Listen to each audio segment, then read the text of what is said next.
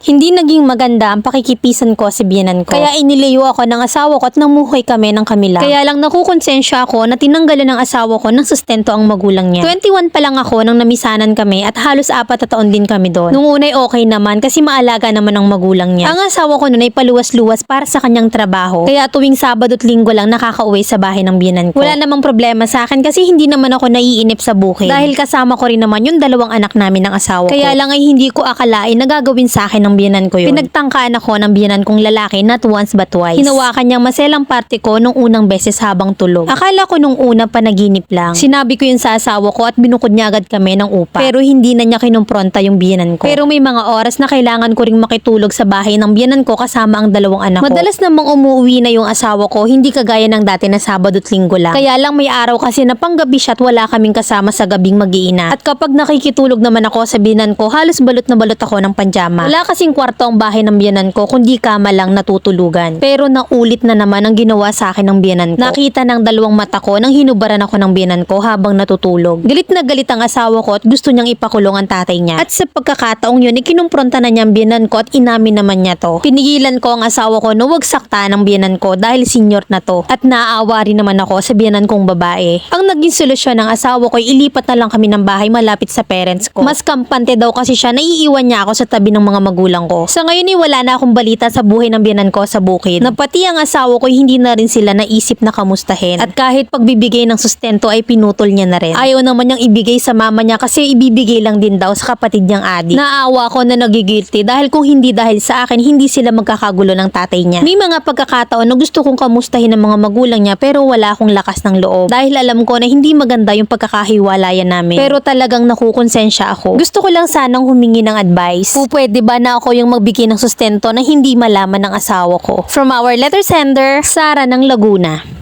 Teka lang, te, bakit ka maaawa? Bakit nasayangan ka ba kasi hindi natuloy? Kapag tuluyang nahali ka, lalabas niya na gusto mo din kasi nakadalawang attempt na tapos lalapit ka pa ulit. Mag-isip-isip ka rin naman sana. Eh, hindi ka mukhang mabait sa lagay mo na yan, mukha kang ewan. Alam mo naman nyaki sa biyenan mo at adik ang nakapalibot sa'yo, hindi ka pa rin lalayo. Bakit kaya hindi mo nalang bigyan ng kabuhayan showcase? At iabot mo sa biyenan mo na nakasuot ng bathing suit? Nilayo ka na nga ng asawa mo pero pilit ka pa rin lumalapit. Diyos ko naman, Lord. Hindi ko alam kung nagbabait-baitan ka o sadyang may sayad ka. Hindi ka ba kinikilabutan na hinubaran ka? Tatay ng asawa mo. Ano bang gatas mo nung bata? Mukha kasing lutang ka eh. Sorry ha, pero kung ako sa'yo, wag ka na munang maawa. Kasi baka sa huli, ikaw po yung kawawa pag nayari ka. Huwag kang magbait-baitan, te. Kasi baka mamaya ikaw po yung lumabas na masama. Baka ma-misinterpret pa ng biyenan mong babae yung ginagawa mong tulong sa kanila. At baka pagsisihan mo yung awang nararamdaman mo. Kasi sa nangyaring ganyang sitwasyon, dapat traumatized ka eh. Huwag kang pa-humble, shoota ka, wala ka sa teleserye. Hayaan mo yung asawa mo ang gumawa ng way para tumulong. Magulang niya naman yung tinitiis niya. Hayaan mong siya yung makaisip at hindi yung ikaw. Parang ang dating sa akin, hindi ka talaga na trauma sa ginawa sa'yo eh. Take note twice, yung totoo.